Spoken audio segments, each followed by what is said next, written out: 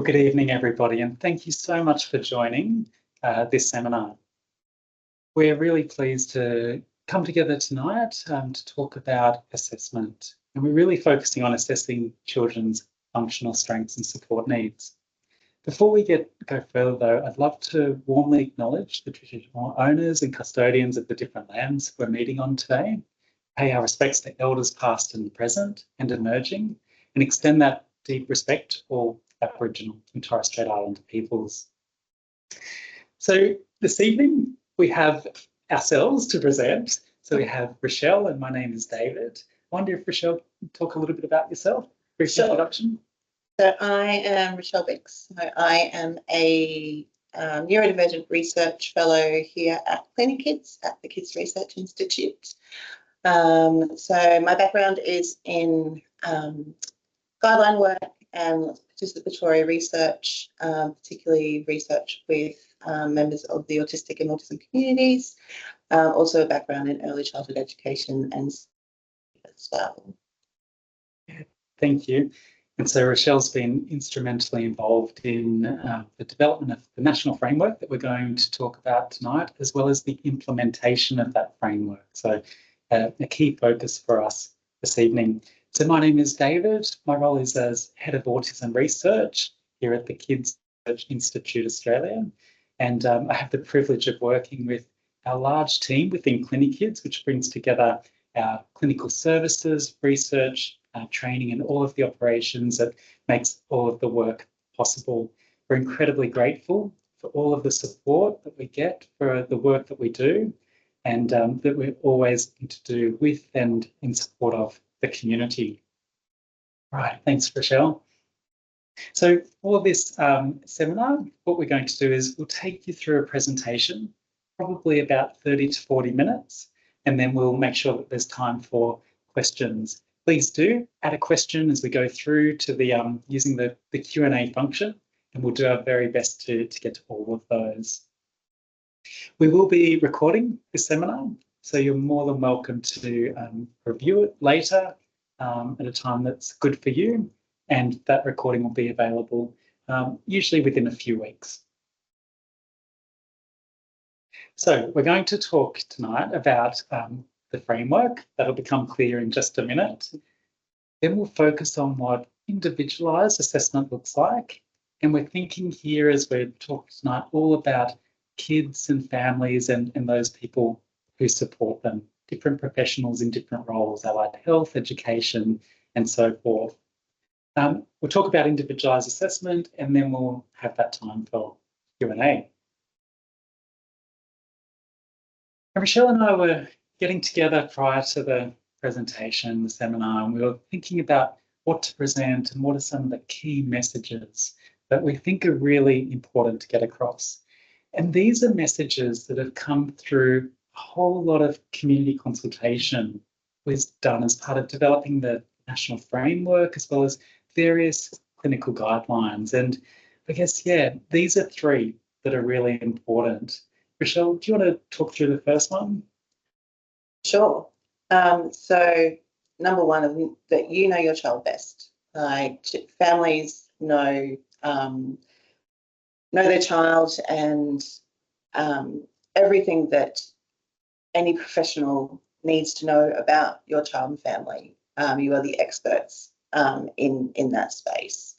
I think that's a very, I guess, essential pillar to a child and family centred approach to assessment, is that parents recognising and respecting the fact that families and parents know their child the best, and kind of working in ways that is more collaborative and kind of working together and you being seen as the expert. Absolutely. You know, I think families will tell us that the process of, finding supports and working with, going through different assessment processes, sometimes in terms of diagnosis, it can be really challenging, and you kind of often in unfamiliar situations with various people in various professional roles and so forth, and it can be quite intimidating for many parents and many families. And you're talking with often supposed experts just to to be really clear, you are the experts in your child. And from our perspective as professionals working in this space, that's what we see and what we'll be looking and turning to you as towards you as experts in your child to help us understand your child's unique strengths and needs and the broader life situations. All right, what about the second message? Assessment should build a holistic picture of your child across their life situations, not just highlight their challenges.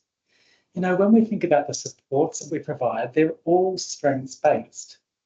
So how can we provide good support if we haven't first understood your child's strengths? It's really critical to be aware of and to make sure that we're clear about children's needs. We always try to do that from a place of strengths. Do you want to talk through the third one? Sure. So third one, prioritisation of support needs should be grounded in the best evidence and what's meaning to your child and family. I guess we're talking about here when we through assessment we find that there are support needs, and there might be several support needs, and it's about that process of going through those together with a professional to work out, okay, so what is the priority to the family? What is the evidence around this in terms of, say, from the assessment, but also your expert knowledge and your child and family, and then working out from there which ones to kind of prioritise those needs in that way. Perfect. Should we jump to the next slide? All right, so let's have a bit of a chat about the importance of assessment. We've made 3 points here. It's a starting point for understanding strengths and support needs. Now, when we're thinking about assessment, sometimes our minds will go to quite a formal process, doing a test or a survey or a questionnaire or some sort of observation, The way we're thinking of assessment is far broader than that. It's basically asking the question of, let's understand your child, your family, your context, your aspirations, your needs, all of those different things. And that can look like a conversation, it can look like yarning, it can look like a chat about particular things that are happening for you. It can include spending time together, and yes, it can include some of those more kind of formal, traditional assessments, tests, surveys, and whatnot. Just to be clear, assessment is a process that is all about understanding your child and your family. And it's something that we are constantly doing as we work together. It's like it's one point in time. We're constantly seeking to better understand your child, your family, strengths and support needs. And yes, in that regard, assessment then provides a foundation for differentiating those support needs. Differentiating, what does that mean? It's kind of about saying, right now, when you weigh up all of the different options, all of the different needs, what stands out? What's most important, or what's the critical next step for best supporting your child and family? And we also know the third point is around assessment is really important. It's essential for helping work out which services and supports across different systems and sectors are most important. And put it more plainly, it's about helping out, working out what you and your child want and need and what works, and where you might be able to get that, whether it's in education or health, disability services or community services, in your local community through universal supports or more targeted specialist supports. Thanks, Rachelle. Yeah, so we talk about the strengths and the challenges. I guess what does that look like in practice, would you say? Yeah, so I guess, we know that all children have strengths, but some also experience challenges. And I guess what we're really interested in or focusing on tonight is this idea of functioning, how kids are in everyday situations. In the second point, it talks about functioning referring to their health, activities and participation, including the personal influence of personal and environmental factors. It's a lot of words and a lot of terminology there, but I guess, I don't know, when we take it back to basics, what are we saying about functioning? I see it as more around their ability to live their lives to the best of their ability, and to the best they can, in a way that ultimately will help them, allow them to thrive. Is the way I see it. Yeah. I don't know. Do you think sometimes that's lost in, I don't know, the way services and supports and formal assessment processes happen? You know, it's we move away from what things look like in everyday life. It's meaningful for that child and family. It's important that we kind of keep coming back to that. Yeah, I agree. Yeah, this, I guess, brings it back to that child and family centred approach. That every child and family is unique. So having that more cookie cutter standardised kind of approach doesn't actually work that well. I don't think. Yeah, I agree completely. When challenges exist, children may benefit from additional support, and there's a lot of talk around this in the media at the moment. What does good support look like? How much? In what, you know, what form and delivered by who? How much does it cost? And how much should be available for children and families? In all of that discussion, and you know, there are some pretty strong viewpoints and opinions, and often different opinions in that space at the moment. It's important that we keep returning back to the basic idea that we want all children to grow up, to reach their full potential, have all the opportunities that are available to other children their age and their community and culture and context. This is something about all children. And for all children, when they do have challenges that can arise from a whole bunch of different reasons, we want to make sure that we provide that extra support to help them reach their full potential. And we're talking about challenges that might be related to neurodevelopmental conditions, or it could be an acquired disability, say through an accident or an injury. It could be a health or a medical condition. There are lots of different ways, you know, as you know, a child might end up needing some extra support. And at the heart of what we're talking about today is ensuring that we can understand what those support needs are and really think through what is likely to be the most helpful next step for that child and family. Yeah, so this is a piece of work we're referring to, the national framework, and I think both Rachelle and I and the rest of the team are probably a little bit older, hopefully wiser, as a result of the process that we went through to develop this. Work led by the Autism CRC, and you can look up the national framework and you'll find it via the Autism CRC website.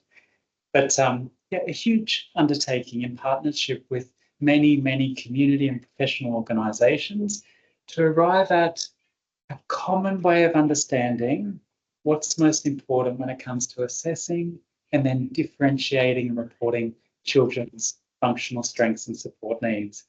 In more plain language, a common way of understanding children and family, understanding your strengths and your support needs, and then working out what's the most logical next step to providing that support.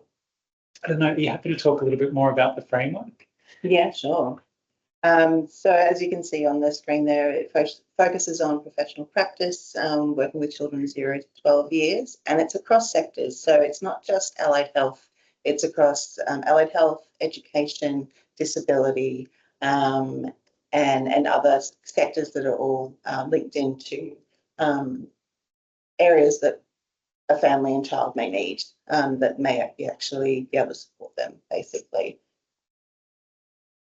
So I know this is a big, busy figure, but I'll talk through the elements and aspects of the framework. So we might get to talk about them later, but the framework is underpinned by some guiding principles, which is in the bottom left-hand quadrant. So you can see there that assessment, differentiation, reporting should be child and family centred. culturally responsive, evidence-based, inclusive, equitable, and coordinated.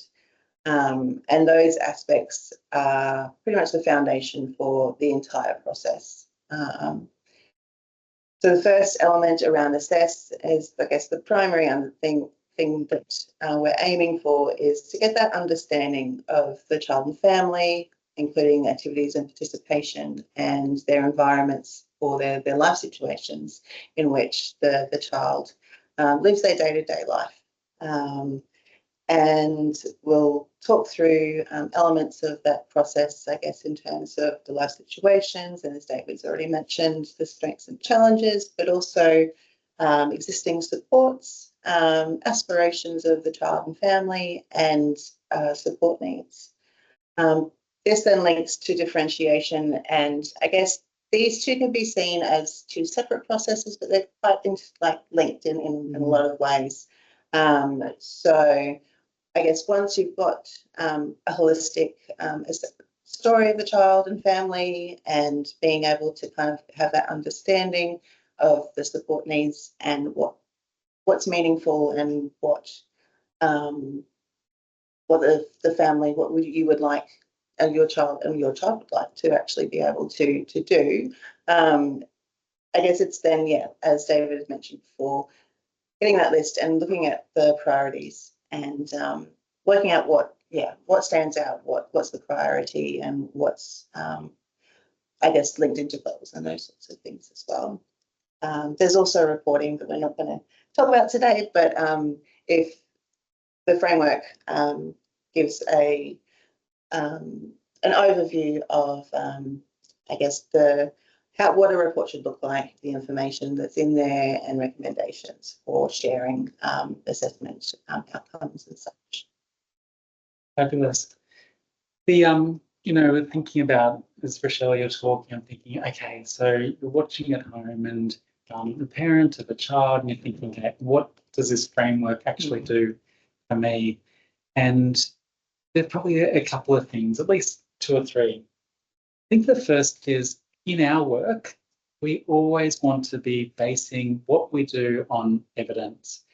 And so when it comes to the framework, this is something that's come together through co-production or working together with a whole lot of professional and community organisations, going out to the community, consultation around what good assessment should and could look like, and also looking at the latest research evidence, and not just sort of clinical research evidence, really the broader evidence, looking at people's experiences, preferences and priorities.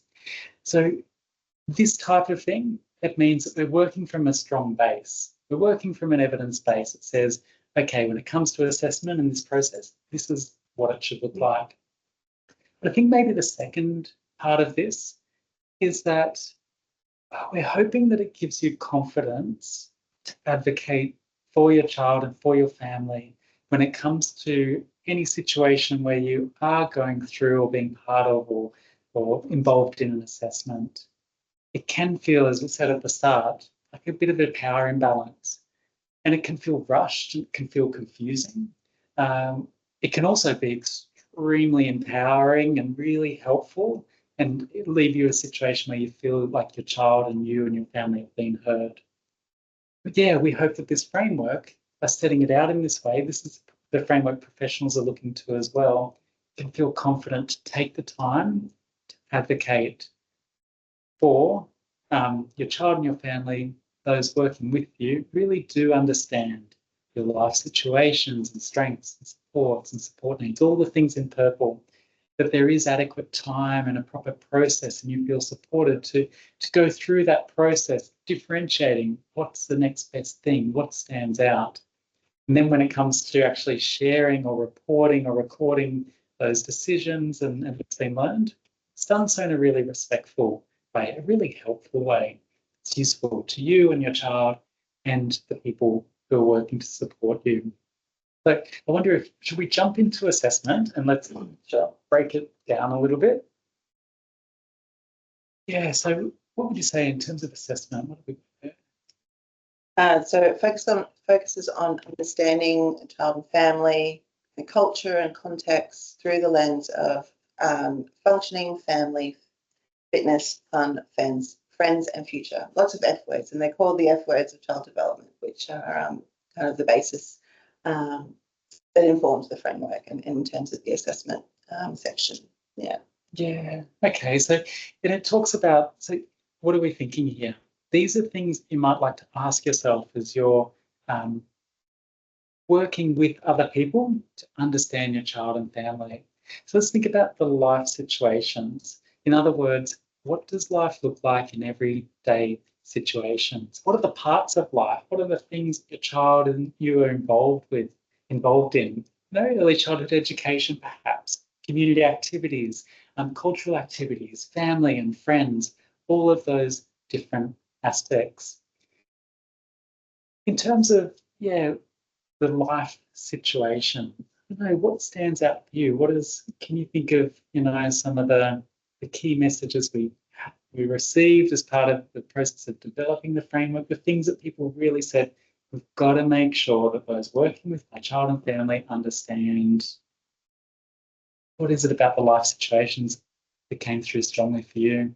To me, I guess it's to understand how things can change across different life situations and life contexts, and that how support needs are very fluid and dynamic, and where support may be needed in one context, like say for example school, then that support isn't as important, or it isn't really necessary in another context. So within a family context, those sorts of things. I think that was really, really strong, particularly with autistic kids, where we definitely know that our support needs are very dynamic and fluid, and if practitioners having an understanding of that is really important. Yeah, certainly. One thing you could do is think about, let's say you want to quickly provide somebody who's working with your child with a picture of, their life situations.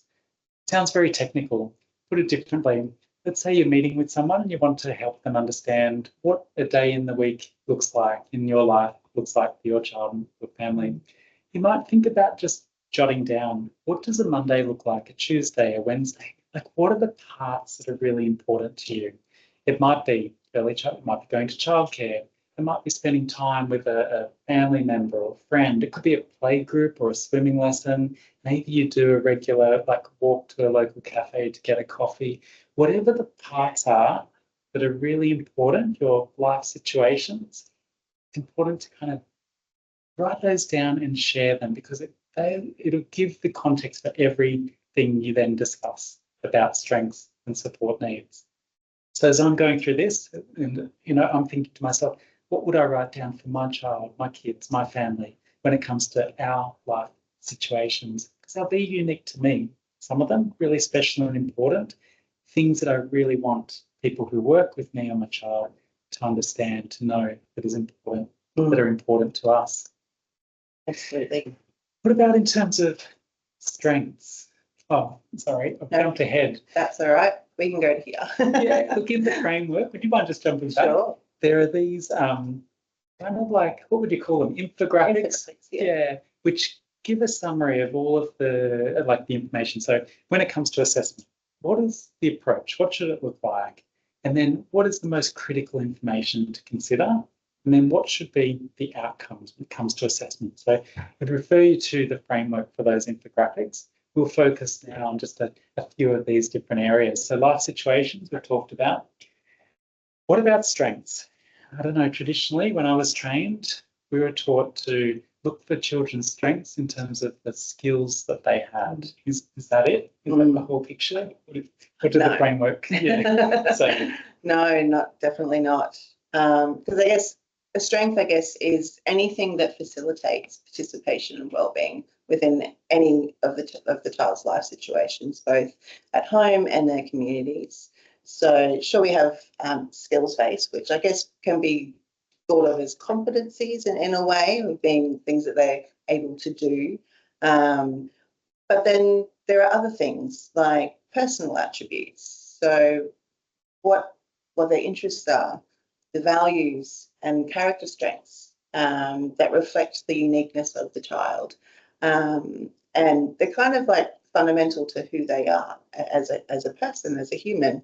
And I guess sometimes strengths I like to think outside the box in terms of strengths, because sometimes their strengths can be kind of a flip side to challenges in a way, like thinking about one example that comes to mind is, I guess, is big feelings and emotion regulation, those sorts of things. And when I think about that, big feelings can be a challenge and something to potentially provide support in. It also shows, I guess, a sensitivity and an ability to feel things that some other people don't actually experience, that I guess helps along the way and can be seen as a strength in that sense. Yeah.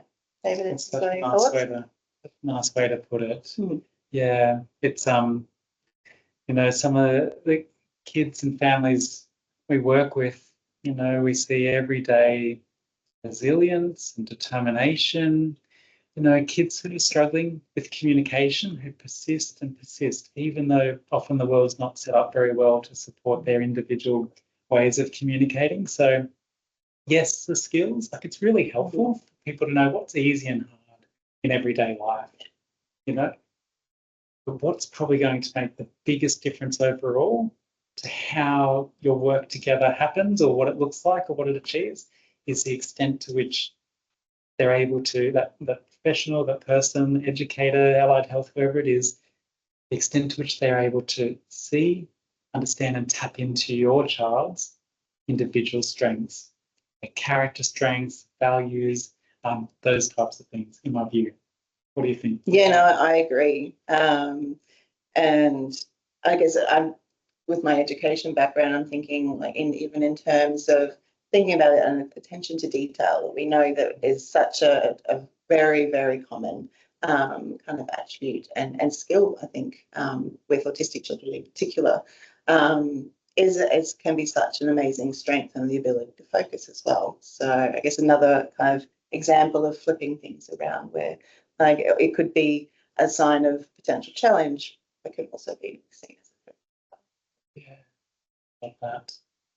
You know, should we jump to challenges? So when we think about challenges, we're talking about things that, you know, impact your child's health or safety or functioning, what everyday life looks like in those different parts of life. So, Rachelle, you mentioned that the challenges can look different, or they can change depending on the context. Is that right? Or Yeah. over time? I think depending on context, I guess it's more than that. I guess speaking maybe from my experience as an autistic person as well, in terms of sensory elements and how a child is, how you're feeling on a particular day. One day it would be okay, and then another day something else has happened and it's not so okay. Yeah, I don't know. It is, a bit dynamic, but also multifaceted, I think, is the only way I can really think of it. Yeah. It comes up a lot, hey, this, how do you capture the fact that things can fluctuate, they can change depending on the person or the place or the space that they're in? Do you have any thoughts on that? Like, how do we capture that? Good question. I guess it's through knowing, listening to someone who knows their person. And I think it really can only be truly understood if with having all of the information, like, and really knowing. And I guess with that knowledge of the person as well, like, you can kind of get to understand specific things that may trigger or change. And so one day it was fine, and the next it's not, with that you understand why. And I think once we know why, then we can kind of work around things and understand and be able to better support, really, provide better support. Yeah. Yeah, well, I love that, you know, knowing your person, who knows this person. It's beautiful. And I think about, an appointment with, let's say, an appointment with a pediatrician. You might have 30, 45, maybe a little bit longer minutes. And, questions like how are things going and where are we up to and whatnot. And you're trying to capture the variability that in this moment, the child might be finding it easy, hard, or otherwise. In a different situation, it might look very different. And sometimes one thing I suggest is to think about that common part of life or that thing for them. Let's say it's a challenge or a strength. You said, it can be two sides. So, for example, it might be you're picking up on the fact that your child loves to be around other people. They really want to be there. They want to be close. They want to be, learning from and part of all the activities that involve other people. So they're social, they want to do this, but it looks different in different situations. So, I think about a child who at home with parents or siblings are in a safe place, people know them well, they know what's easy and what's hard. It can go really well. The same child, when you head to the playground, it's a bunch of new kids and, there's competition for equipment or a slide or things, going on. It can look really different. So despite the fact, or even knowing the fact, the child really wants to be around and playing with the peers, it gets a lot more difficult. And then you jump into the paediatrician's office, and you're having a conversation, and it's all very kind of clinical, and despite all of the best efforts of the paediatricians who always try to make it, as kind of gentle and supportive and natural as possible, might see a difference again. So maybe picking up on like one of those things that you see as a challenge, and then helping tell the story of what that looks like in different places and spaces with different people, I think can sometimes be helpful. And that's great. Yeah, great example, David.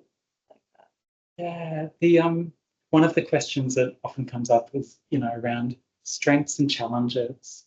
It's important for us to really explore both, and it's not sort of all or one, none or what's the word, one or the other.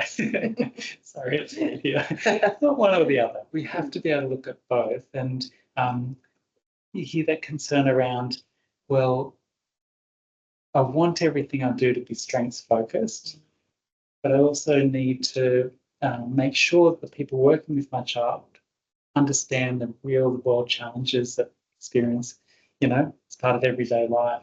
Do you have any thoughts on that? Is that something that you've heard or seen or? Oh, absolutely. And that was, I guess, one of the other huge messages, like very loud and clear coming through when we were making the framework or co-developing the framework, particularly through, we did a community survey. So we had people from the community kind of giving us feedback and their stories.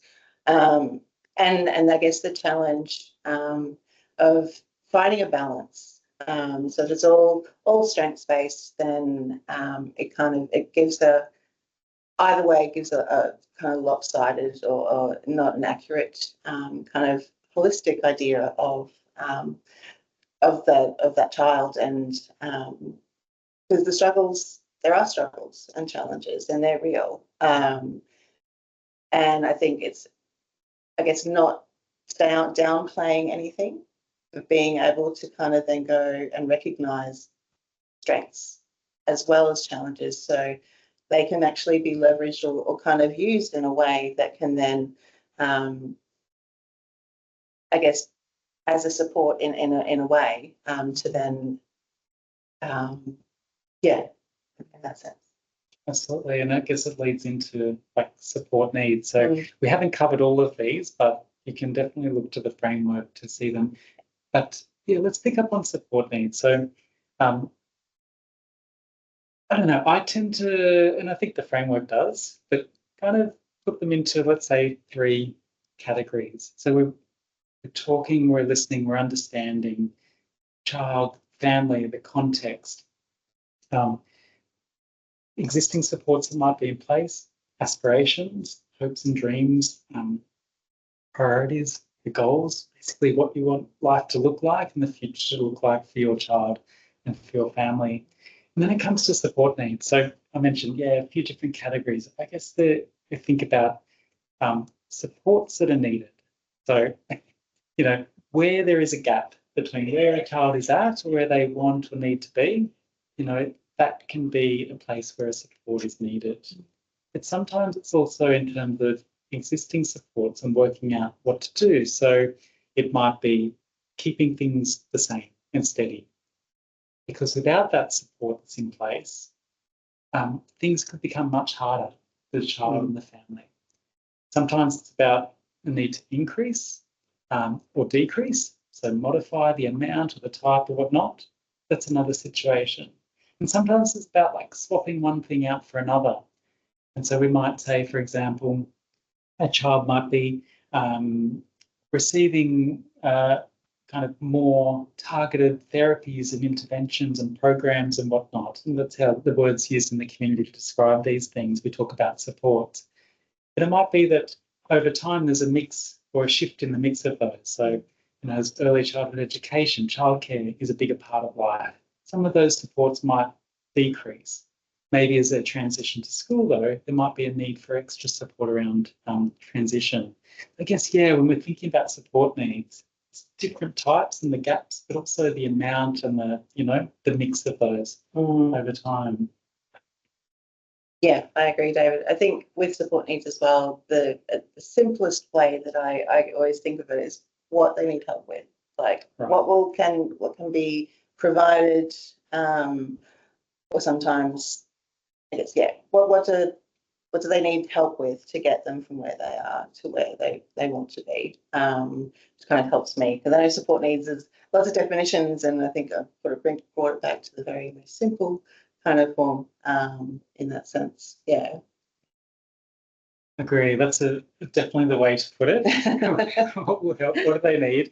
I guess like we've talked through this section on assessment, right? And there's a lot of different parts to this, life situations, strengths and support needs and whatnot.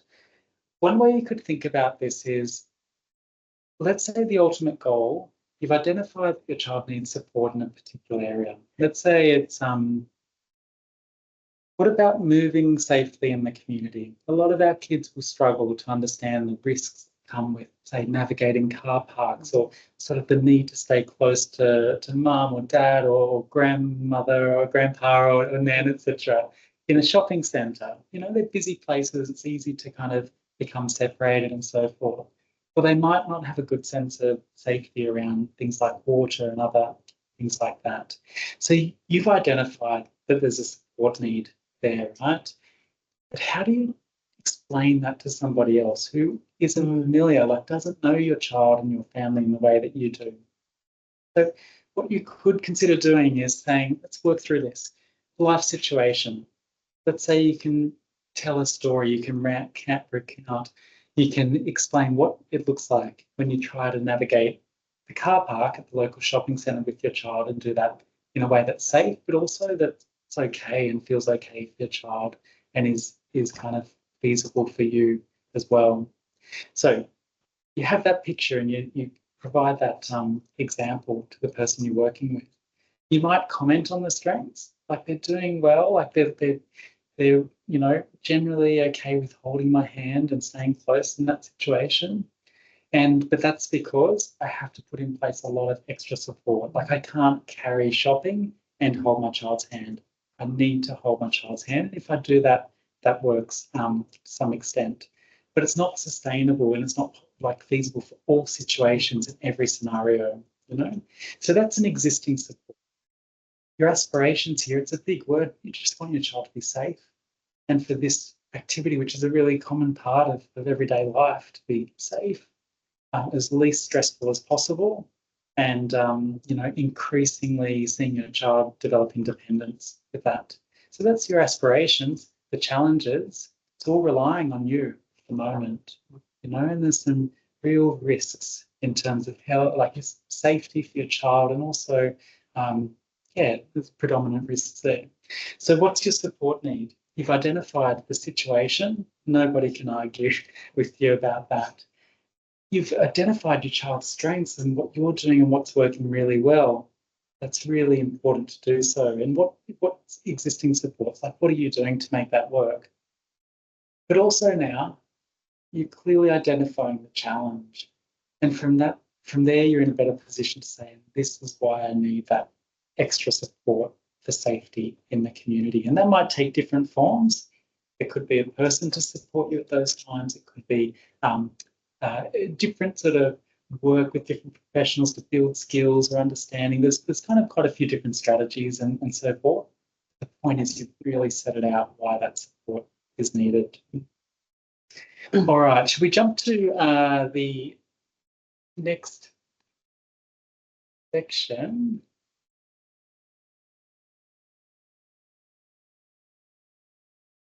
Absolutely. Cool, let's do that. So I guess this is when we get to differentiate. I guess working with the child and families, I guess identifying what's important, taking into consideration the benefits as well as potential risks of different support options. Once we've gotten to the point where we've identified specific support needs, to then be able to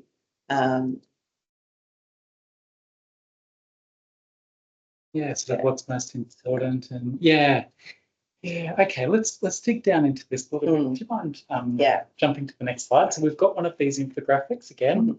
Can look at that in the framework, but it goes to approach and critical information and outcomes.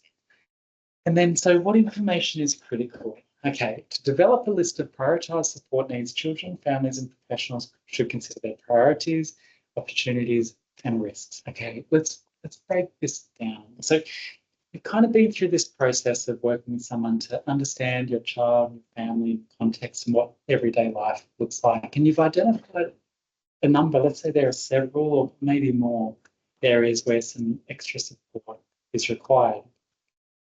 But then comes this, like, people talk about a balancing act or a juggling act or a, a decision-making process. Like, what is the priority? What, if we had to choose or had to prioritize, what would come first? What's the logical, the most important next step? We do this in every part of life, right? Where we're trying to balance up pros and cons and risks and opportunities for things, suggesting that that's exactly the same approach that we should be working through together. So, let's say in a professional capacity and with families, we should be working through together to make these decisions. So should we chat about the priorities? Yeah, so I guess it's what's centrally important, like what's important across contexts that directly affects your child and the family, I guess, and using that as a way to determine what is the most appropriate support options that are available for the support needs that have been identified. And I guess priorities can also be different, as David said, across different settings, like say home compared to say school or ECEC centre or in the community, but also different contexts. So depending on cultural background, the priorities could be different between people, and other kind of related characteristics in terms of health and disability, but even things like geographical location, we know has an influence, I guess, on priorities, and I guess what's feasible in the sense of being able to work with the resources that are available, like in more kind of like regional or rural remote areas. Yeah.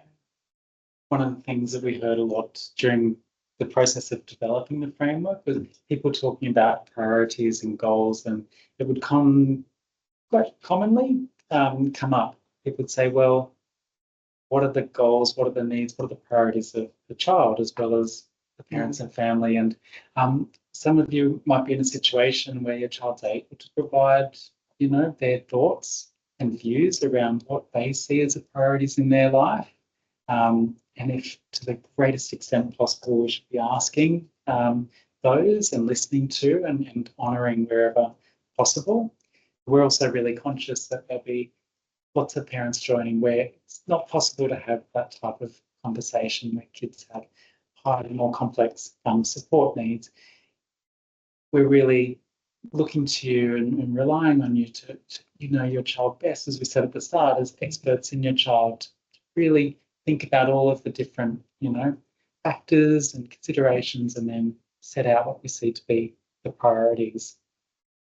When it comes to opportunities, so I guess I touched on this a little bit before around, what are the opportunities that might come with different types of supports? Yeah, so I guess we might see positive outcomes if existing support needs continue to be met. So what might that look like? Let's say that it's proving to be really helpful for a young person. Let's say they're sort of 11 years old, to have some regular support with a psychologist. And the psychologist has been touching base with them once every 4 to 6 weeks for a year or two now. It's ebbed and flowed, but the whole idea is that they've built a relationship and understanding that now puts them in a really good position to provide support to that child as they go through, into the teenage years. Maintaining that existing support, we're thinking here of, say, a child who's in a mainstream school, has support needs around relationships, peer interactions, it's all the social, all the unwritten parts of school, at risk of, unfortunately, like bullying and being left out of things. That contact, that ongoing relationship with psychologists who can kind of walk with and grow with and be part of that journey can be incredibly helpful if that need continues to be met. I sometimes hear people say, look, things are going well, so we can just withdraw that. That might be the case, but certainly it shouldn't be done without giving really careful consideration to what that support is making possible and continuing to make possible. I guess it could also be unmet support needs being addressed. That's a real opportunity. And that maybe the supports, things that are in place, could be modified in a way that's even better for the child and family. And maybe that example before of like childcare versus more specialist supports versus a play group versus, all the different things. Thinking about the opportunities that might actually be created if we move things around or alter the mix. But what about the risks? Yeah, I think pretty common. Yeah, and I guess it's really about any negative outcome that may happen, anything negative that may happen if one or more of the support needs aren't met. And I think what's crucial, what you were saying, David, about the example of psychologists, and you could be thinking around, okay, well, that need is being met. So then, maybe we don't need the support anymore. But then, as you said, it's looking at the risk. What is the risk of what's to happen if a support that is successful and is helping in really positive ways? What is the risk of that happening if it's taken away? And I think that's one, because we generally don't think about that. Like, think of, like you said, it's being met, you're fine, we can take that away. But I think that came through really strongly through the making of the framework as well. Yeah, and I guess it's not that just different types of risks, so social, emotional, and economic for the family as well, in terms of what additional costs will be involved if a support need isn't met or it's taken away as well. Like, how much more is that going to take resource-wise, not just financially, but for the family? Yeah. It's I don't know, my sense is the risks is a part of the work together that maybe isn't given enough attention. And I think it could be really helpful as a parent in working with different professionals, educators, allied health, etc., that to the extent possible, you're able to explain what the risks are. You know your child best, you're the experts at what are the risks if a support is added, or taken away, or modified. And I mentioned there sometimes there are risks when supports are added. As a parent, you're juggling lots of different things in your child's life, and you're making decisions the best you can based on the information you have and so forth. But every time you take something extra on, that does come with some risk. It's often more energy and sometimes emotional burden. But there's costs, and you might be giving up something to take that on. So being really open and thinking those things through can be super helpful in terms of making sure the balance is right and maintained and so forth. You know, at all times. The greatest risk, though, tends to be in terms of children's health and their safety. I guess first and foremost, that's the same for all kids. And then in terms of their activities and the opportunities for participation, but to be part of all the parts of childhood and those activities. But yeah, I think in putting together the framework and reflecting on what it means for everyday life, this key part, which is sometimes just only loosely addressed around differentiating support, working out what stands out and what's the kind of a logical next step, it's perhaps not dealt with as explicitly as it could be. Maybe if we have more clear and open conversations, what are the priorities, what are the opportunities, and what are the risks, we could arrive at better decisions around all of these things. All right, so should we jump to? I wanted to talk through some guiding principles. Yeah, I guess the final part, like we're trying to talk to a big group of families and we're trying to ensure that what we're suggesting is safe, sensible, and hopefully helpful. We're really conscious that this looks like and how it plays out and what you need out of the process and what is helpful. And so it will vary, based on you and your family and sort of your life context and situation. So the framework set out this idea of people called for a principles-based approach, that irrespective of all of these other factors, underpinning this way of working, thinking about kids and families and strengths and support needs and differentiation and prioritise, it keeps some things really still with some guiding principles. Would you like to mention? Oh, here we go. I was trying to see without glasses. I don't know. Do you want to just pick one or two? We're getting close to time, so.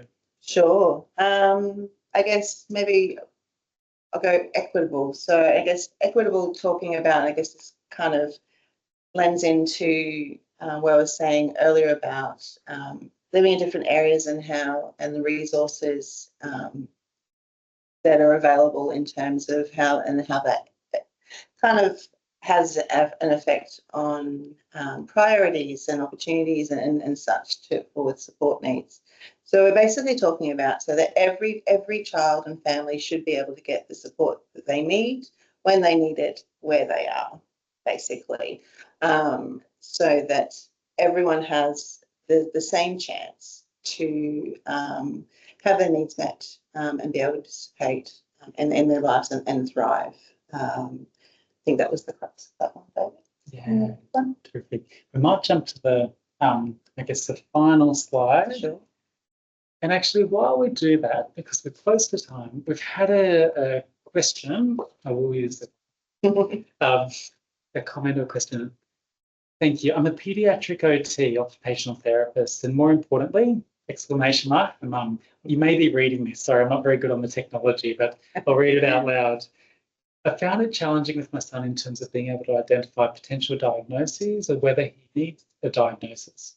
Do you have any thoughts or comments on the difficulties of being both a therapist and a parent when it comes to our own children's needs? Basically, I feel we can either overanalyze everything or try to take a step back and then miss things. We also naturally provide more support and scaffolding in the early years, which means things can be missed. There are 2 likes, and I would like to add mine. This is something I navigate. We navigate in our own lives, and it's really, really tricky. What can I say? The fact that you're able to bring different perspectives and lenses to those conversations with the people you're working with can only be a good thing, right? And I think that having professional training or experience in an area means you're likely to have seen lots of kids of a similar age. And it can be really hard when you know the diagnostic criteria and you know what the questionnaires are asking, and you know what's going to be the case.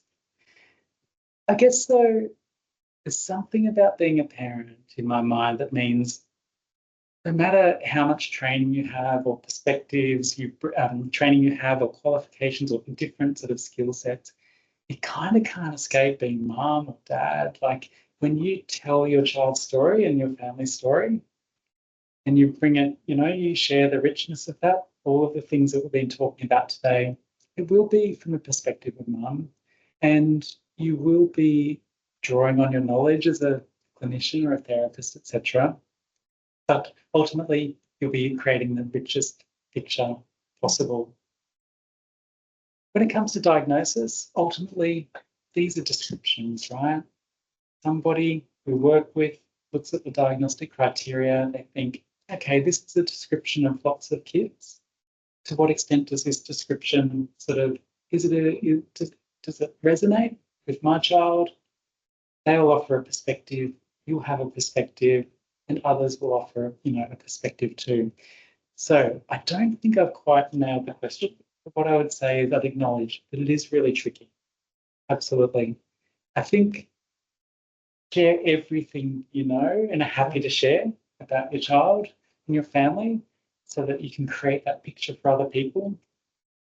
Take what they say as part of hear what they have to say if you want to, if you're asking for it, hear their perspective, but you'll always know your child the best. You are, the expert.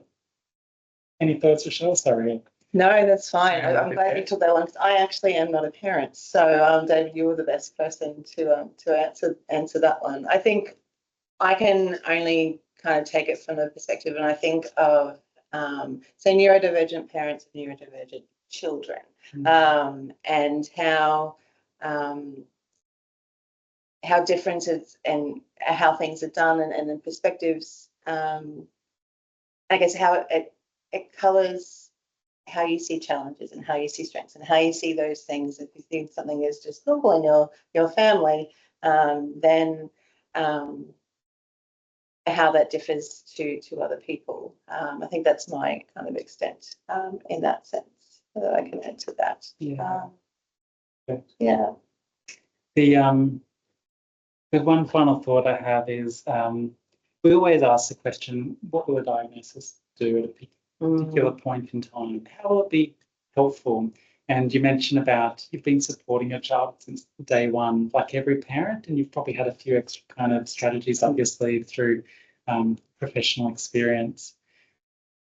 Sometimes think, and the advice I've received is take it a day at a time. What will it do for me, for my child today? What could it do tomorrow? And then what will I decide to do today or tomorrow, or perhaps down the track? Sometimes there are points in life where other people become more and more influential. So as kids start school, for example, teachers become more influential in their lives. They spend a lot of the day with them. They're a great source of knowledge and learning and experience and so forth. They create what is the school day and everything that goes on in it. And so you can have a situation where it might be that it's completely sitting well with you, but you're just on a journey with your child and supporting them and who they are and helping them be the unique and beautiful person they are and, are going to be. But as other people become more influential in their lives, sometimes then it can be really helpful for those other people to have this extra information and this extra picture so that they can be in the best position to help support your child as well.